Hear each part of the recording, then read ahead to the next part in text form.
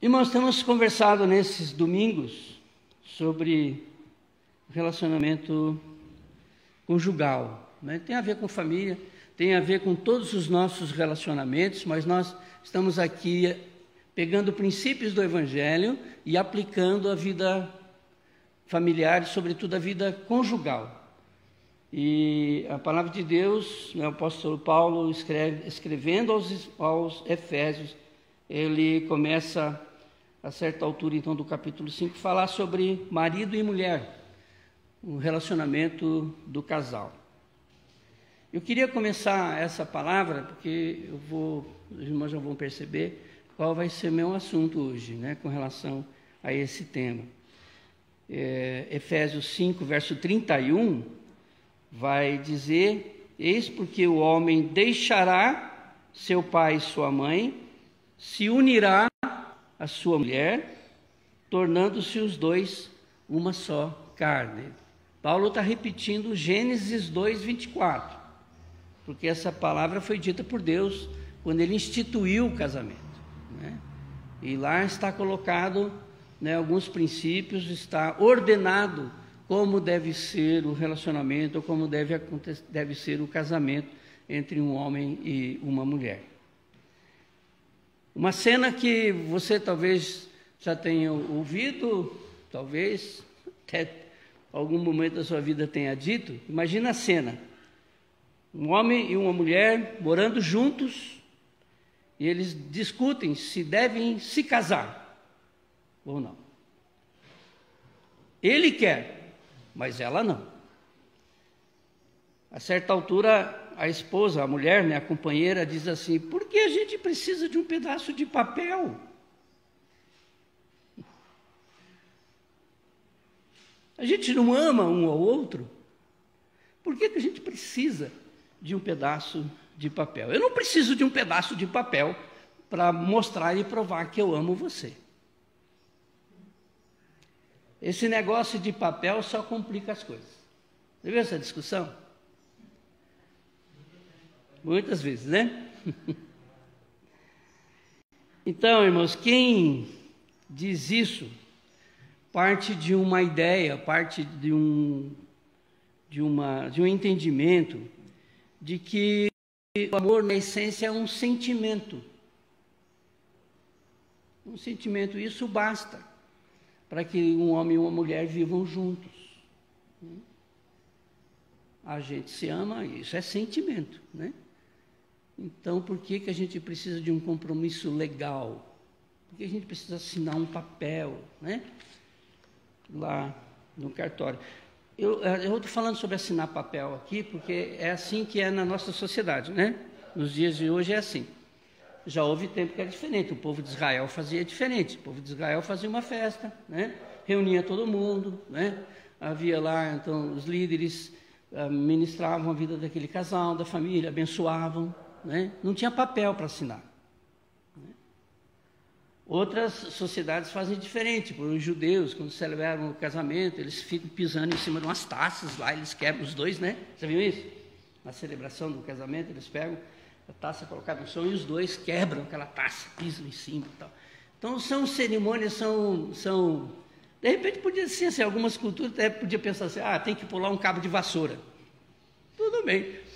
Se é feito em público, se é feito diante das pessoas, se é feito diante das testemunhas ali, o rito em si, se é assinar um papel, no Velho Testamento não tinha papel. Tudo bem, mas tinha compromisso. E esse compromisso não era só no dia do casamento, esse compromisso começava no dia em que o rapaz, né, ficava noivo. José e Maria eram noivos. E eles não moravam juntos, mas eram noivos e tinham um compromisso. Era assim na sociedade judaica, né, nos dias de Jesus. Tanto é que quando José pensa em se separar de Maria, ele pensa em divórcio. Mas eles nem moravam juntos, nem tinham se casado ainda. Mas o namoro entre o povo de Deus, né, desde o velho até nos dias de Jesus, era coisa séria. Era coisa séria. Namorava-se para casar. Namorava-se com o propósito de casar. né? Havia o consentimento dos pais e tudo mais, e se preparava então, naquele intervalo ali, a festa de casamento, né? Então, irmãos, essa ideia assim, a gente se ama, não vamos casar para estragar tudo. Não é uma ideia bíblica, né? Na verdade, quando a pessoa diz isso, ela está dizendo, ó, eu não amo você o suficiente para assumir um compromisso com você. Um compromisso diante das pessoas, diante da nossa família, diante dos nossos amigos. E hoje, né, até diante de um juiz, assinando lá. Até porque se não tem isso, você pode morar 10 anos junto. Se não tem isso, vai ter problema na hora, né, que acontecer alguma coisa, uma separação, uma morte, né? A gente está cansado de ver isso, né, acontecer, principalmente no meio mais visível, né, entre as pessoas mais visíveis, né, as pessoas mais, as celebridades, né, que quando morre, viveu 20 anos junto, morreu, mas não tinha o papel, está rolando um processo que vai, ó, se tivesse, ó, resolvido. Então, dizer, né, pensar que casar é estragar, né, o relacionamento, não tem nada a ver com o que as Escrituras dizem e o bom senso diz, né? Porque hoje, não só hoje, né, mas mesmo quando jovem, eu jamais pensaria em simplesmente ir morar com alguém, né? Sem nenhum compromisso, sem nenhuma responsabilidade. Vamos morar junto, né, para ver se dá certo, né? Isso nunca passou, né, pela minha cabeça, porque o bom senso, né, já, né, diz que isso não é uma boa atitude. E essa é uma crença, né, muito aceita nos nossos dias, né, de que o amor romântico é suficiente para manter e sustentar a relação. Mas lembra, amor é sentimento. E sentimento vai e vem.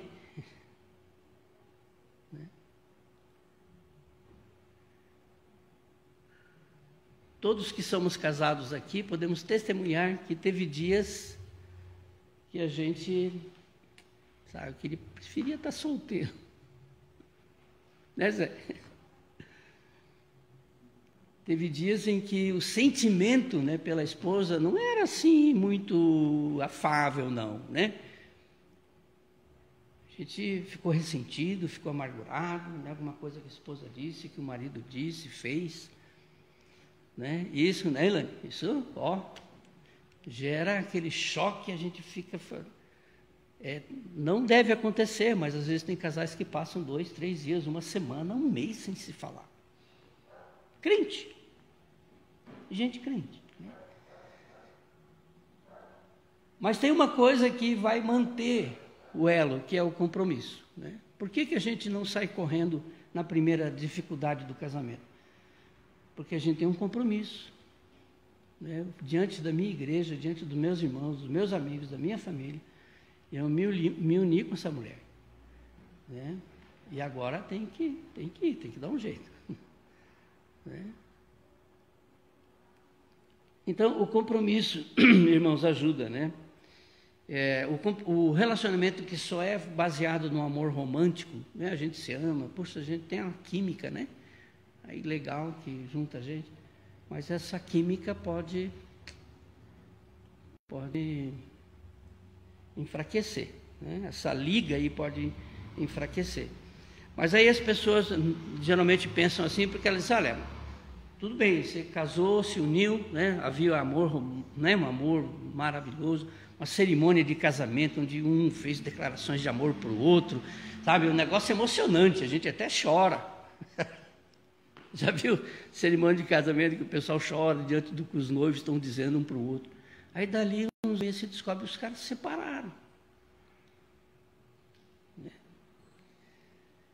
Então, essa visão bíblica não é uma visão correta, né? E as pessoas até dizem, então, quando acontece isso, pastor, não é muito cruel, né? Condenar aqueles dois a ficar o resto da vida juntos, porque o amor romântico acabou. E agora, estão condenados a ficar amarrados um ao outro o resto da vida? Né? Então, essas ideias estão, né, fundamentando toda essa conduta, né, de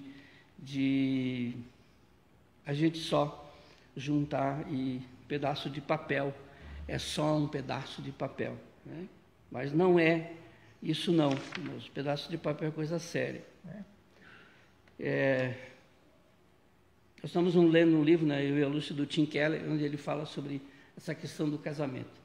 E ele, a certa altura, ele diz isso aqui: em contraste gritante com a nossa cultura, né, que é essas ideias que eu já passei para vocês, a Bíblia ensina que a essência do casamento é o compromisso. E é um compromisso sacrificial com o bem do outro. Isso significa que o amor é fundamentalmente mais ação do que emoção.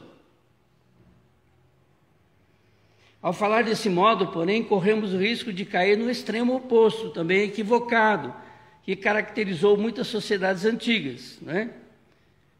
Que é possível, então, considerar o casamento como sendo ali um compromisso e até onde houve, né, interesses, né, nesse casamento, e essas antigamente, nessas sociedades mais tradicionais, colocavam a família como sendo o bem supremo, tinha que se manter, né, a família.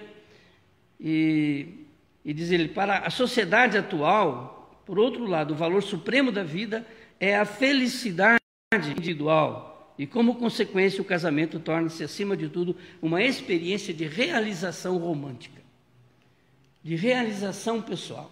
E aqui outro problema mais sério ainda, é que você começa a colocar coisas que só Deus pode dar para você nas costas do seu companheiro. Porque realização pessoal, felicidade pessoal, não tem nada a ver com o meu relacionamento, com o casamento. São coisas que só Deus pode ministrar. Então eu estou colocando acima de Deus algo que só Deus, isso é idolatria, né? Porque eu estou esperando que uma outra pessoa me dê coisas que só Deus pode dar. Só Deus pode me fazer feliz. Só Deus pode encher o meu coração de paz, de alegria. Né?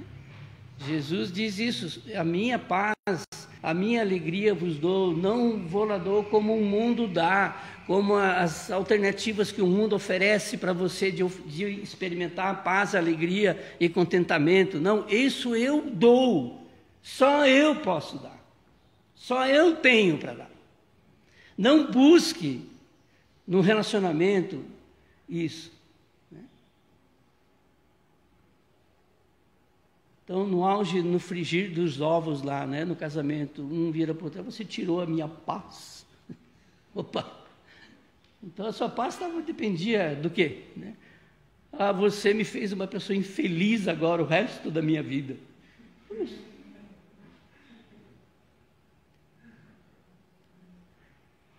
Irmãos, isso é muito triste, né? A gente dá risada, mas eu já vi jovens, né, namorando, que quando terminam o namoro, tinha uma expectativa tão grande com aquele relacionamento, que entra em depressão.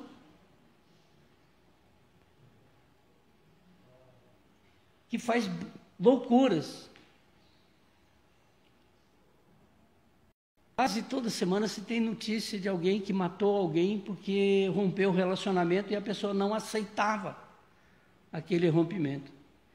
Não aceitava por quê? Porque achava que a sua felicidade, a sua alegria dependia daquele relacionamento. Quando aquela pessoa diz: eu não quero mais ficar com você, não quero mais morar com você, vou morar com outro agora. Aí o cara pira o cabeção. Vai lá e mata a pessoa. Não é? Acontece isso ou não? Por quê? Porque eu estou colocando no meu relacionamento, né, com uma outra pessoa, aquilo que só Deus pode dar. Né? Eu não vou ser infeliz o resto da minha vida, né? Se a Lúcia me deixar. Não vai fazer isso, não, viu? É só ilustração. Mas às vezes eu brinco com ela, o dia que ela morrer, né, quando ela morrer, porque quando eu morrer eu não sei como é que ela vai agir. Mas o dia que ela morrer, eu sempre digo para ela, eu vou ficar chorando uns 10 anos. Talvez nem sei se eu vou estar preparado para um outro relacionamento, mas eu vou sentir muito. Mas a minha vida não vai parar. Vou continuar cumprindo o propósito de Deus para a minha vida. Vou sentir falta? Vou chorar? Vou. Mas a minha vida segue.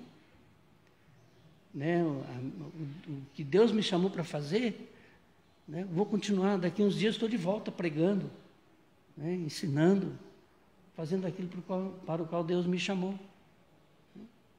E assim qualquer outra atividade, né, que você talvez possa estar exercendo.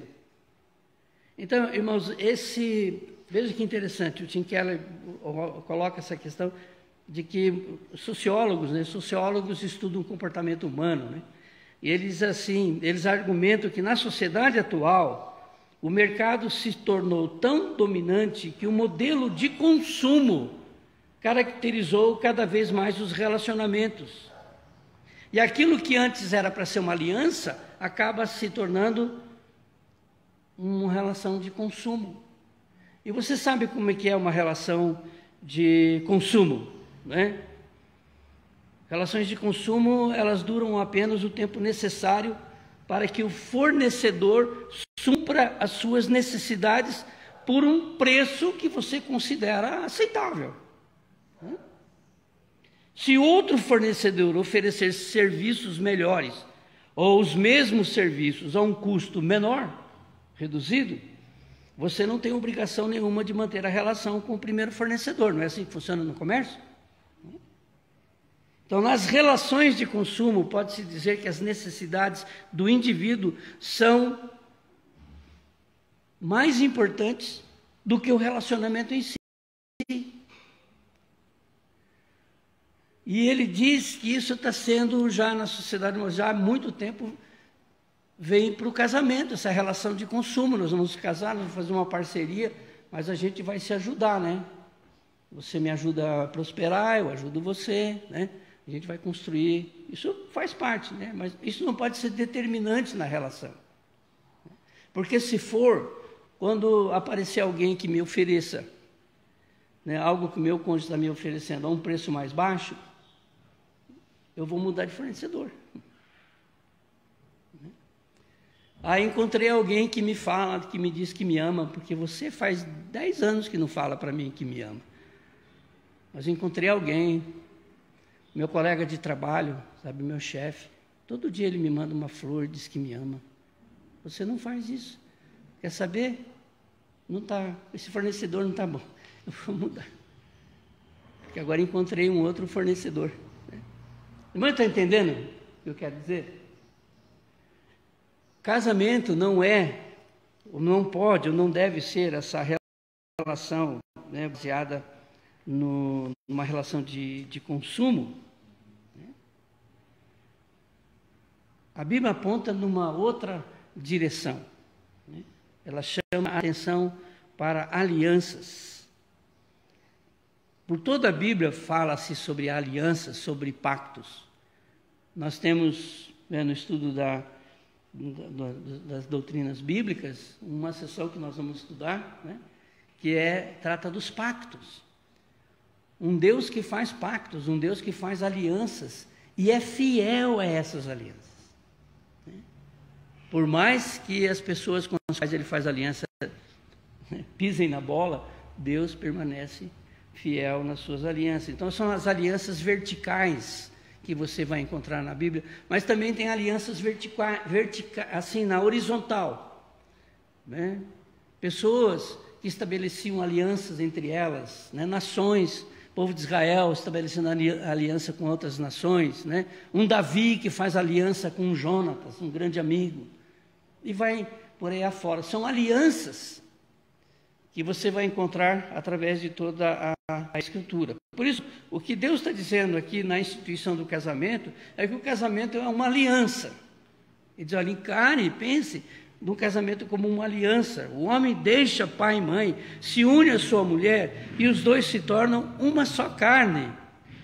Estabelece uma aliança. E aqui eu tinha muito, talvez pudesse falar bastante coisinhas sobre isso aqui. Vou deixar para outro dia, né? Sobre essa questão de deixar pai e mãe, sabe? Esse negócio de casar e morar com pai e mãe, na dependência de pai e mãe. É melhor fazer o que a Bíblia está dizendo, né? Deixa pai e mãe. E é deixar fisicamente, é deixar economicamente, é deixar mesmo, né? Não é abandonar pai e mãe, mas não é mais viver às custas deles. Então, se eu não tenho condições de bancar o meu casamento, a minha relação, eu tenho que repensar isso. Às vezes até posso aceitar a ajuda do meu pai e da minha mãe por um tempo determinado, né? Em função de um projeto que já está caminhando. Mas esse unir-se aqui também, que a palavra de Deus usa, não é só um juntar-se assim despretensioso. A palavra grega, hebraica usada aqui, expressa colar. Né? Une-se a sua mulher, deixa o homem pai e mãe e une-se. É a ideia de dois papéis que você passa cola de um lado e do outro, junto. Consegue separar depois? Pode até conseguir separar umas partes, mas vai ficar uma parte aqui, outra parte lá, vai ficar, não vai conseguir descolar certinho. É essa palavra que a Bíblia está usando quando trata do unir-se. Né? Não é só se juntar, não é ir morar junto, é colar. Colar, juntar. E tem traduções, né, na Bíblia que usam isso. Por exemplo, a Almeida Revista e Corrigida, lá em Gênesis 2, 22 a 25, vai usar, não essa palavra que é usada aqui nessa tradução que eu estou usando, que é unir-se, lá aparece apegar-se. E apegar-se é mais forte que unir-se, né? Eu acho que é. Apegar-se é pegar um ou outro, né? Agora estamos juntos.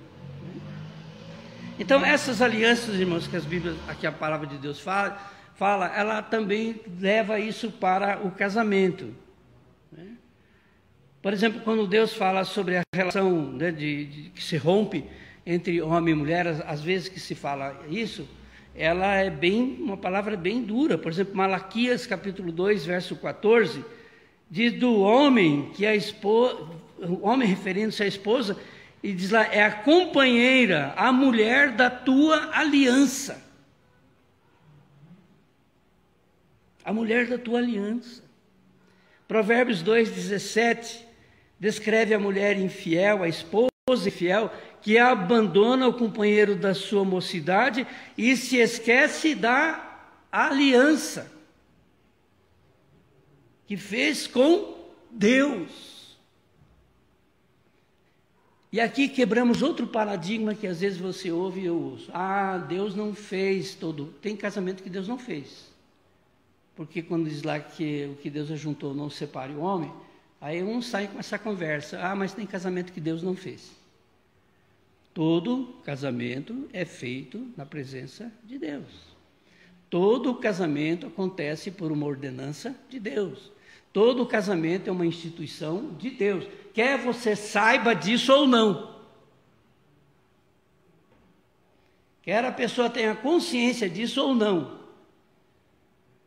Porque quem instituiu esse negócio de casamento não foi o ser humano, não foi a sociedade humana, não foi a cultura humana, foi Deus. Então, quando há essa infidelidade, esse rompimento, rompe-se uma aliança entre o casal, mas rompe-se também uma aliança com Deus. Então, a aliança formada entre marido e mulher, ela é feita diante de Deus. Então, ser fiel ao cônjuge implica, ser infiel ao cônjuge implica em ser infiel a Deus. Quer a pessoa saiba disso ou não. Se ela souber, pior ainda. Não é? As consequências são piores, mais difíceis, né? Por isso, irmãos, num casamento como nós celebramos na nossa igreja, a igreja presbiteriana, os pastores, né, quando se formam, quando são ordenados, fazem um seminário, eles são orientados a comprar o manual do culto. O manual do culto, onde tem, às vezes, o pastor que está começando não tem aquela experiência de celebrar batismo, celebrar isso, celebrar aquilo. Então, o manual do culto tem um roteirinho para ajudar. Celebração de casamento também, né? Eu lembro que as primeiras vezes que eu celebrei casamento, eu recorri ao manual do culto, né? Que eu recebi como pastor presbiteriano. Aí depois a gente vai ganhando umas experiências, a gente já não precisa mais tanto do manual, né? Mas lá no manual, mas isso a gente repete sempre, tem duas coisas lá que são importantes, que nós, como pastores, né, da igreja presbiteriana e de outras igrejas evangélicas que são comprometidas com a palavra de Deus, realmente com a visão bíblica de casamento, fazem, que é um momento de perguntas e um momento de votos. Né? Ultimamente eu tenho, ficado meio incomodado, porque eu só vejo o pastor fazer pergunta, mas não vejo ele instruir votos no casamento, do casal. E quais são as perguntas? Mas você sabe quais são as perguntas, né? Você recebe, né, volta-se, né, para o noivo e diz: você recebe essa mulher como sua legítima esposa? Sim. Promete amá-la, honrá-la, respeitá-la, ajudá-la, cuidar dela, conforme foi ordenado por Deus na santa instituição do casamento? Sim, prometo. Aí vira-se para a moça, faz as mesmas perguntas e eles respondem: prometo, né? Mas percebe que numa cerimônia de casamento, quando eles estão respondendo as perguntas, eles nem estão olhando um para o outro. Estão respondendo e olhando para o pastor, porque o pastor está fazendo as perguntas, eles estão olhando o pastor e respondendo. Mas é só para o pastor que eles estão respondendo? Porque diz aqui, implica a ordenação, né, do casamento conforme ordenado por Deus. Então, essas perguntas estão respondendo diante de Deus. Não é para o pastor, é para Deus. Né? Mas depois de que eles fazem e respondem essas perguntas, né, colocando-se diante de Deus, diante da família, diante de todos que estão ali presentes, né, naquele lugar, eles respondem diante da autoridade do Estado também, quando é lá no cartório ou num casamento religioso com efeito civil. Mas na sequência, depois de estabelecido esse alicerce, os noivos são orientados a fazer votos uns para os outros. E quais são esses votos? Eu, geralmente, como pastor, faço que cada um olhe, se voltem um para o outro e digam, né?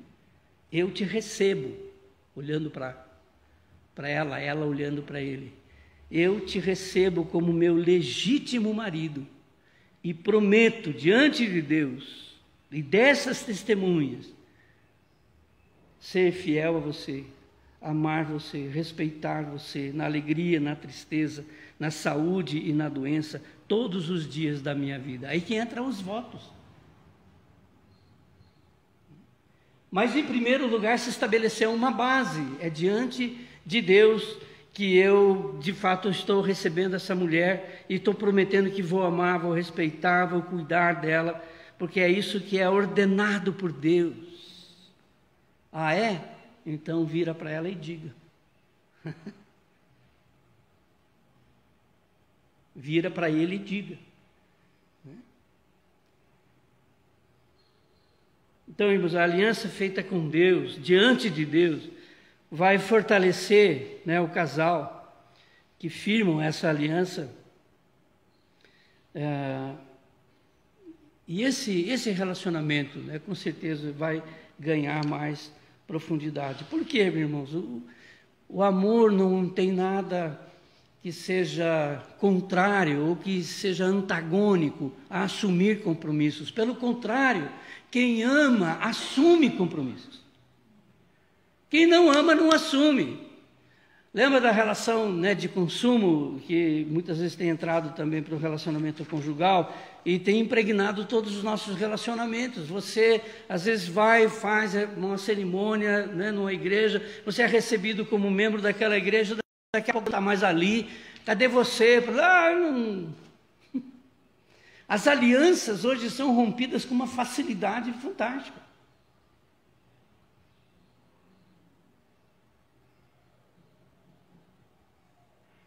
Mas a perspectiva bíblica é diferente.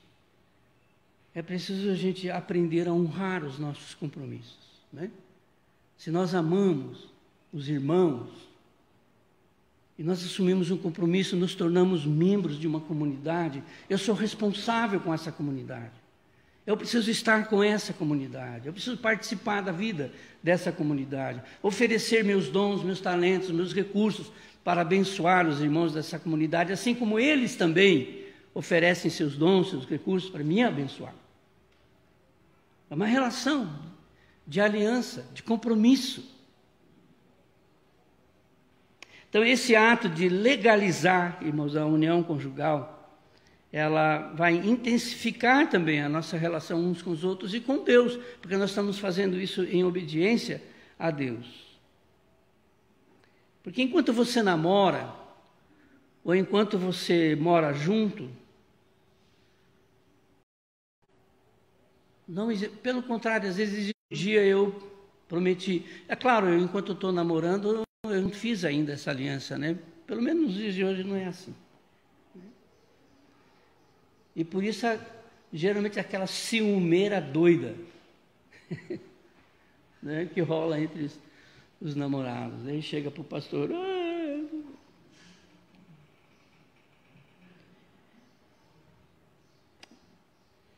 Irmãos, como eu queria enfatizar isso, não quer dizer que o fato de você ter assumido um compromisso, você tem que relaxar no cultivar o amor conjugal. Não é isso. Né? E se você entender o direito dos votos que você fez, você vai continuar investindo na relação, como a gente diz, né? Não é só quando era namorado que trazia flores, trazia bombom, agora traz também. Faz um tempo, hein? Precisando. Mas veja o que diz o Cântico dos Cânticos, né? O livro de Cantares, capítulo 8, versos 6 a 7, diz assim: põe-me como selo sobre o teu coração, como selo sobre o teu braço. Parece que é uma tatuagem, né? Como selo sobre o teu braço, porque o amor é forte como a morte, a paixão tão inflexível quanto a sepultura, a sua chama é chama de fogo, labareda flamejante. As muitas águas não poderiam apagar o amor, nem os rios afogá-lo. Se alguém oferecesse todos os bens da sua casa pelo amor, seria totalmente desprezado.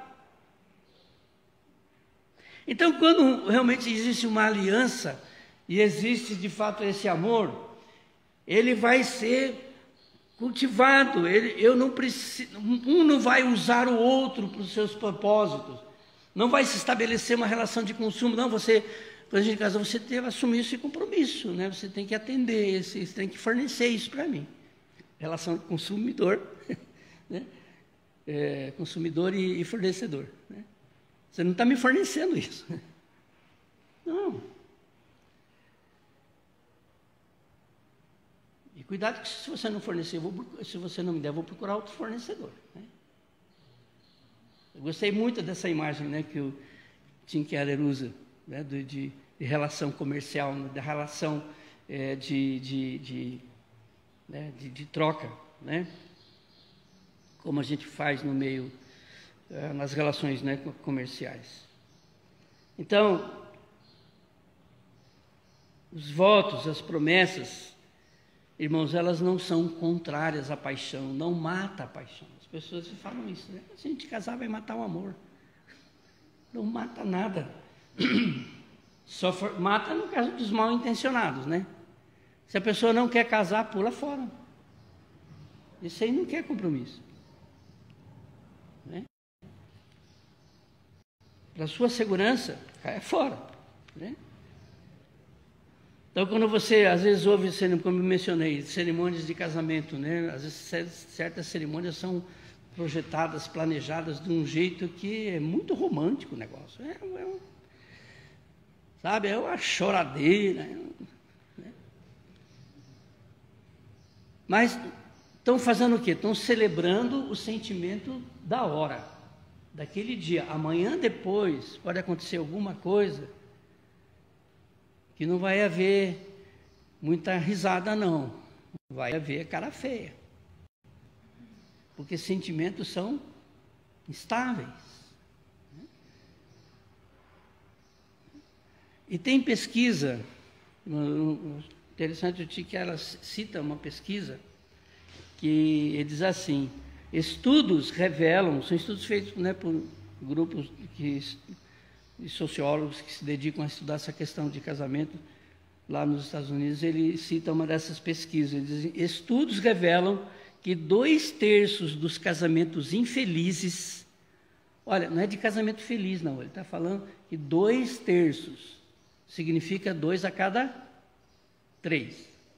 De cada 3, 2 de casamento infeliz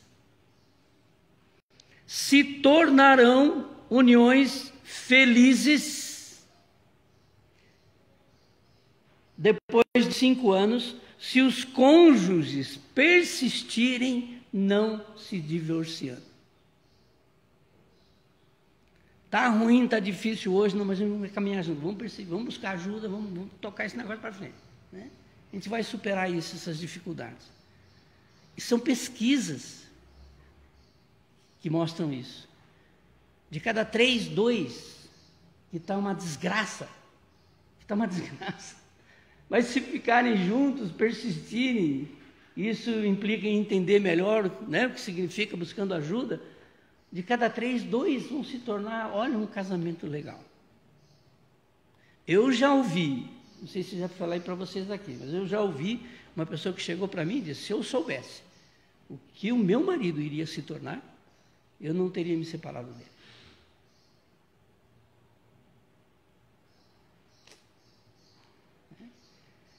E eu creio que tem muitos casos por aí, né? Pessoas dizendo isso. Irmãos, isso não significa, eu vou terminar aqui, não vou mais adiante aqui, mas o que eu quero dizer para vocês é que, só para que você talvez está na cabeça de vocês, né? Isso, com certeza. Mas então, pastor, não tem alternativa para um casamento que realmente não está dando certo, não tem, né? Coisas foram feitas ali, não tem mais como continuar. A Bíblia diz que eu tenho que ficar mesmo com esse caboclo aí o resto da minha vida, ou com essa mulher, né, o resto da minha vida. Eu creio que a palavra de Deus dá alternativa sim, né, para isso. Só não vou entrar no mérito da questão, não vou trabalhar com isso com vocês, mas Jesus, ele rejeitou essa ideia de que, primeiro, pode se separar por qualquer coisa. Não é qualquer coisa que pode levar um casal a se separar, né, a romper a aliança. E tanto Jesus como Paulo vão colocar duas questões. Uma questão a prostituição, o adultério. Obrigado. É o adultério, a prostituição, né? E Paulo vai falar também no caso de que um dos cônjuges abandone a aliança, né? Eu creio que essas são as duas únicas razões que pode, necessariamente não precisa, né? Porque eu já vi Deus fazer reconciliação de casais onde houve adultério, mas pela graça de Deus eram crentes, se perdoaram e seguiram com o casamento e estão indo muito bem, né? Mas caso não haja essa possibilidade, eu creio que Jesus, ele não está condenando ninguém. Ele vai falar sobre isso, né? Os fariseus chegam para ele e perguntam se o casamento pode se separar por qualquer motivo. Ele diz, não, qualquer motivo não. Mas no caso em que haja um adultério, né, Moisés permitiu.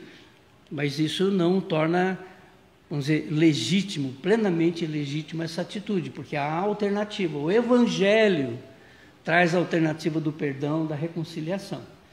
Mas se o cara está com o coração muito duro mesmo, ela está com o coração muito duro mesmo, então não tem como seguir, né? Eu creio que fica livre, né, para contrair um novo casamento. E no caso de Paulo, fala sobre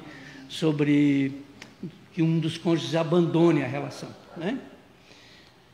Mas isso